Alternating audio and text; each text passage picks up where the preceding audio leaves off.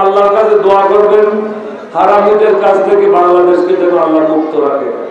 চাঁদপুরের মতলব উত্তরে liberal democratic party এলডিপির president doctor colonel Oli Ahmed বীর বিক্রম বলেছেন, হিন্দুস্তানের দালালদের থেকে দেশকে পুরোপুরি মুক্ত রাখতে হবে।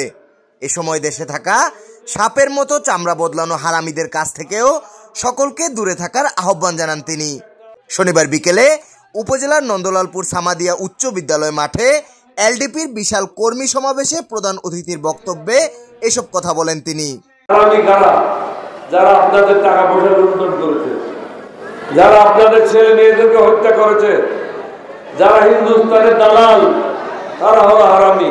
আর কিছু হারামি আছে এক এক জায়গায় এক রকম বক্তব্য রাখে, প্রকার বেঁধে জায়গা বেঁধে তারা তাদের চামড়া বদলায়। ওই রকম চামড়া বদলানো যারা সাপের মতো মৌসুমে চামড়া বদলায় তাদেরকে চিহ্নিত করতে হবে।